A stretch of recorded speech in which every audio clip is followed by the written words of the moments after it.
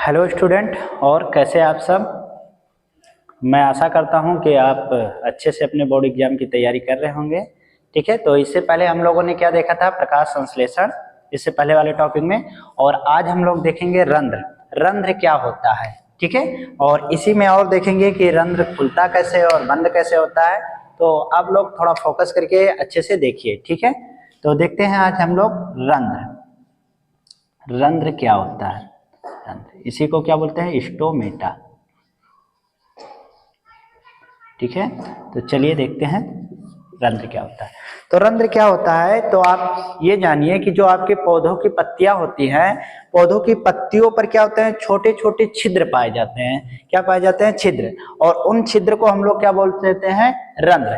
पौधों की पत्तियों पर, ठीक है, पौधों की पत्तियों पर ऊपरी सतह पर और निचली सतह पर दोनों तरफ क्या होते हैं, रंध्र पाए जाते हैं। और उस क्या होते हैं, रंध्र पाए जाते हैं। और इनका काम क्या होता है, ये क्या करती हैं, गैसों का आदान प्रदान करती है। गैसों का आदान प्रदान करने का मतलब ये होता है कि कार्बन डाइऑक्साइड लेती है और ऑक्सीजन को बाहर निकालती है। तो ये जो आपका प्रोसेस है, कौन सी, कि कार्बन डाइऑक्साइड का लेना और ऑक्सीजन का बाहर निकालना, इसको हम लोग किसके द्वारा देखते हैं, या किस फिनोमिना के द्वारा देखते हैं, तो रंध्र द्वारा देखते हैं। कैसे द्वारा देखते हैं, रंध्र द्वारा। ठीक है, ये रंध्र क्या करता है, गैसों का क्या करता है, आदान प्रदान करता है, या गैसों का क्या करता है, विनिमय करता है। ठीक है, तो देखते हैं रंध्र क्या होता है।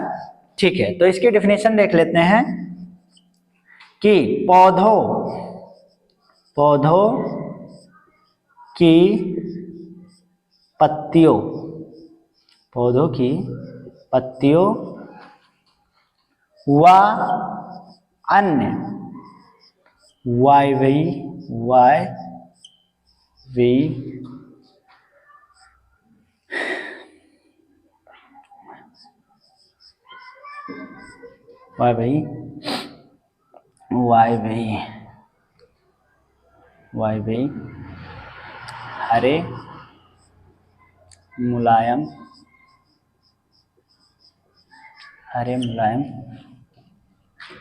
हरे मुलायम भागों पर उपस्थित छोटे छोटे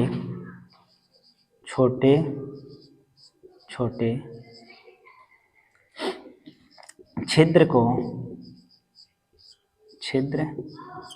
को पर्णरंध्र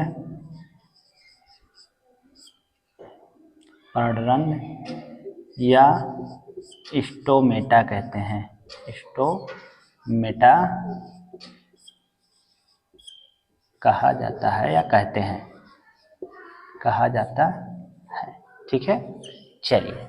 तो क्या होता है कि पौधों की जो वायवीय भाग होते हैं, वायवीय का मतलब ये होता है कि जो आपकी पत्तियां होती हैं, पत्तियों के ऊपरी सतह पर और निचली सतह पर, ठीक है, जो कोमल कोमल आपकी हरी पत्तियां होती हैं, या पत्तियों का वह भाग जो क्या होते हैं, एकदम मुलायम होते हैं। ठीक है, उस पर क्या होते हैं, छोटे छोटे छिद्र पाए जाते हैं। और उस छिद्र को हम लोग क्या बोल देते हैं, रंध्र बोल देते हैं। क्या बोल देते हैं, रंध्र। रंध्र का काम क्या होता है, गैसों का आदान प्रदान करना। ठीक है, तो ये होता है आपका क्या भाई, रंध्र। कि पौधों की पत्तियों पर पाए जाने वाले छोटे छोटे छिद्र को क्या बोल देते हैं हम लोग, रंध्र, या इसी को क्या बोलते हैं, पर्णरंध्र। पर्ण का मतलब होता है पत्ती और रंध्र का मतलब होता है छिद्र। ठीक है, तो ये आप लोग क्या कर लीजिए, स्क्रीनशॉट ले लीजिए। और इसके बाद हम लोग देखेंगे कि स्टोमेटा जो होता है वो खुलता कैसे है। ठीक है, रंध्र का खुलना व बंद होना जो सबसे इंपॉर्टेंट है इसमें।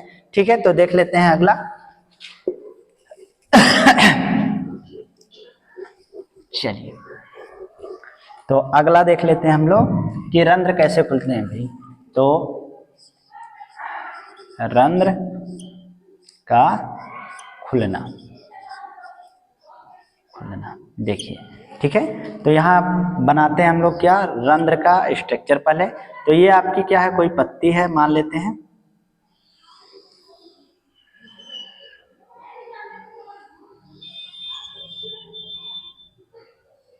ये ठीक है, और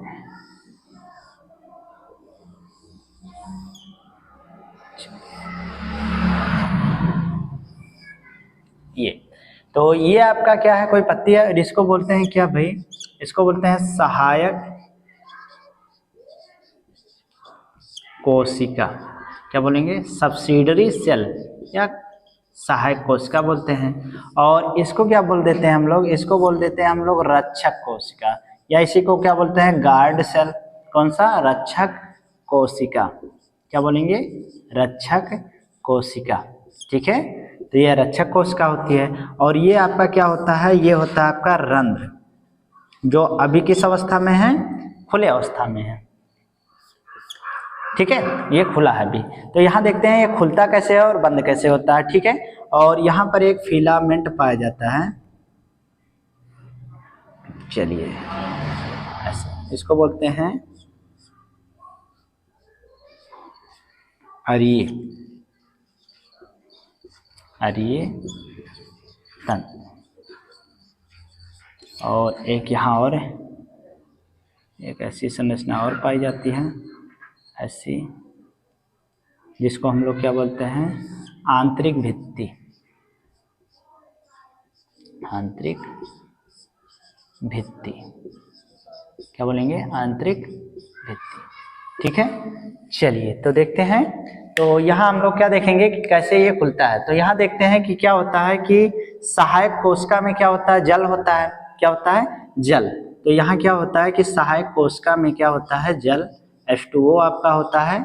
ठीक है, और ये H2O क्या करता है कि जब क्या होता है कि दिन के समय होता है, तो ये क्या करता है, जल क्या होता है कि रक्षक कोशिका में क्या करता है, प्रवेश करता है। और जल के एंट्री करने पर या जल के प्रवेश करने पर रक्षक कोशिका क्या हो जाती है, फूल जाती है। क्या हो जाती है, रक्षक कोशिका क्या हो जाएंगे, फूल जाएंगे। और फूलने के बाद ये क्या हो जाएंगे, ये क्या हो जाएंगे, फूलने के बाद क्या हो जाएंगे, खुल जाएंगे। ठीक है, तो यहाँ से क्या होता है कि जब सहायक कोशिका से जल कहाँ जाता है, रक्षक कोशिका में, तो रक्षक कोशिका क्या हो जाती है, फूल जाती है। और फूलने की वजह से क्या होता है, रंध्र खुल जाते हैं। रंध्र क्या हो जाते हैं, खुल जाते हैं। ठीक है, और ये जो आपका क्या होता है कि रक्षक कोशिका होता है, ठीक है, ये कैसा होता है, ये सेम के आकार का होता है। कैसा होता है, सेम के आकार का। ठीक है, तो ये जो होता है कैसे खुलता है कि जब क्या करता है कि सहायक कोशिका से जल कहाँ पहुंचता है, रक्षक कोशिका में, और रक्षक कोशिका क्या हो जाती है, फूल जाती है। और फूलने की वजह से क्या हो जाते हैं, रंध्र खुल जाते हैं। ठीक है, तो ये क्या हो जाते हैं, रंध्र खुल जाते हैं। ठीक है, और रंध्र का जो आपका रंध्र होता है, रंध्र का आकार कैसा हो जाता है, तो रंध्र का आकार हो जाता है अर्धचंद्राकार। रंध्र का आकार कैसा हो जाता है, अर्धचंद्राकार, अर्धचंद्राकार।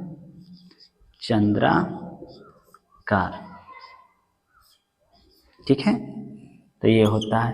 ठीक है, आपसे ऑप्शनल क्वेश्चन में पूछ लिया जाए, ठीक है, कि जल सहायक कोशिका से किस कोशिका में जाती है, तो आप लोग बोलेंगे कहाँ, रक्षक कोशिका में। ठीक है, अगर आपसे पूछे कि क्या होता है कि रंध्र के खुलने के बाद रंध्र का आकार कैसा हो जाता है, तो अर्धचंद्राकार। ठीक है, तो ये होता है क्या, रंध्रों का खुलना। एक बार फिर से सुन लेते हैं कि सहायक कोशिका से जब जल कहाँ पहुंचता है, रक्षक कोशिका में, तो रक्षक कोशिकाएं क्या हो जाती है, फूल जाती हैं।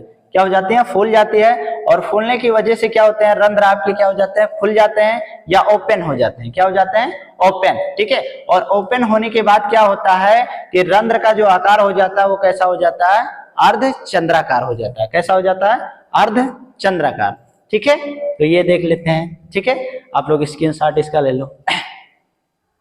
ठीक है, तो स्क्रीनशॉट ले लिए। अब इसका देखते हैं कैसे क्या होता है। चलिए देखते हैं। तो यहाँ क्या होता है कि सहायक कोशिका से जब जल रक्षक कोशिका में प्रवेश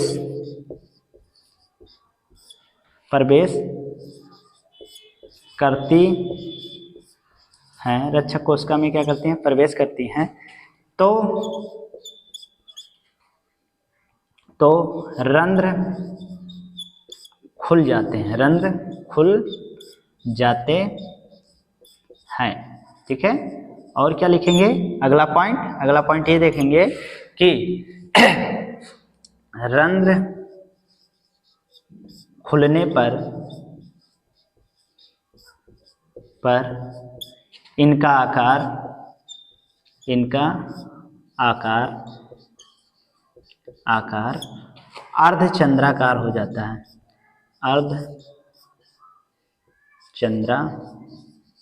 चंद्राकार हो जाता है।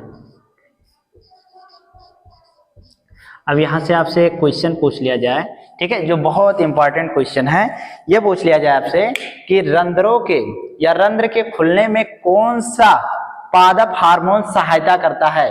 तो यहाँ हम लोग एक पॉइंट और लिख लेंगे कि रंध्रों के खुलने में या खुलने में सहायक जो आपका क्या होता है हार्मोन होता है, उसको क्या बोलते हैं साइटोकाइनिन। तो रंध्र के खुलने में साइटोकाइनिन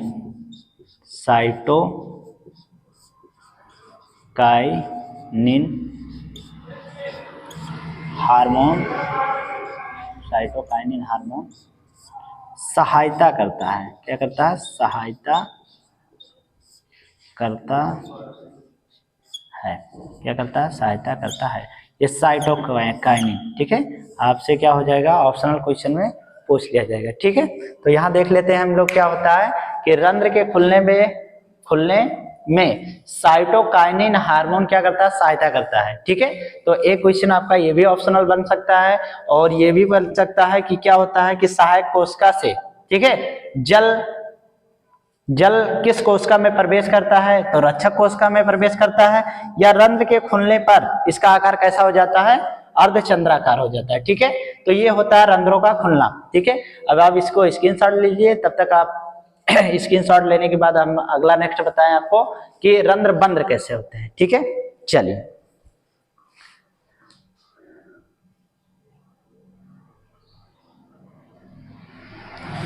हो गया, अब इसको मिटाते हैं। ठीक है, चलिए मिटाते हैं। चलिए, उसके बाद इसके थोड़े यूनिक केस जाने। ठीक है, यूनिक केस, तो यहां देखते हैं। थोड़ा तबीयत 2 दिन से थोड़ा खराब है, इसलिए क्या हो रहा है, थोड़ा प्रॉब्लम हो रहा है। चलिए, तो रंध्र का बंद होना कैसे बंद होता है? रंध्र का बंद होना, चलिए ये हेडिंग देखते हैं कैसे बंद होता है। तो यही फिर से एक बार स्ट्रक्चर बनाते हैं और अब की बार बंद वाला केस बनाएंगे। ठीक है, चलिए, तो ये क्या है, अब की बार बंद है, रंध्र क्या है? बंद है। ठीक है,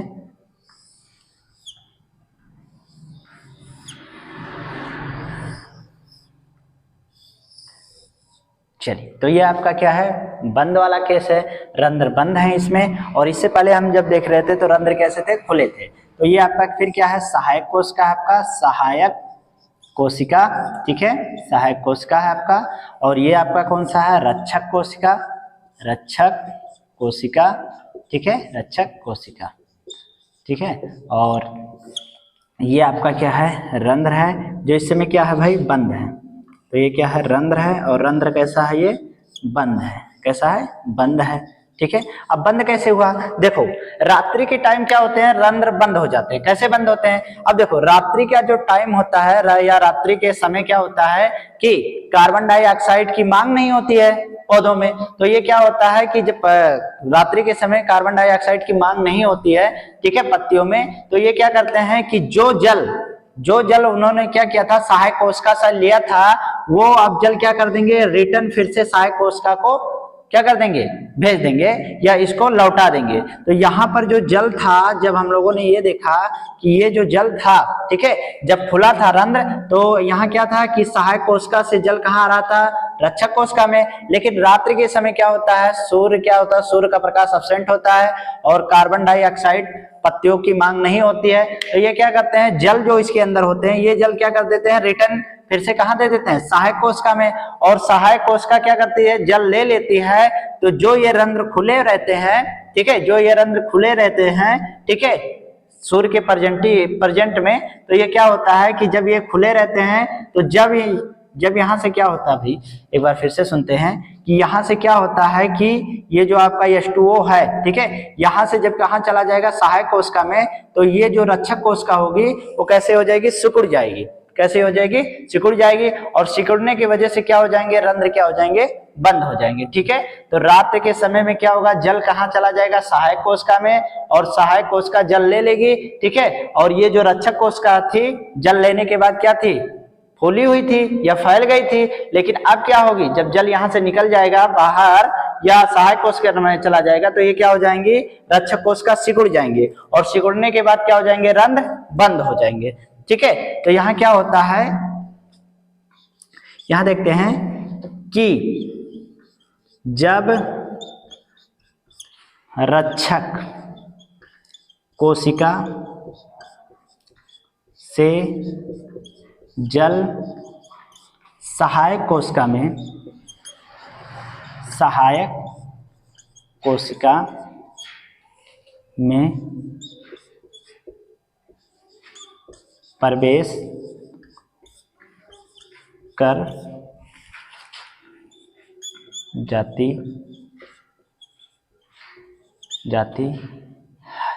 है तो रंध्र बंद हो जाते हैं, ठीक है, बंद हो जाते हैं।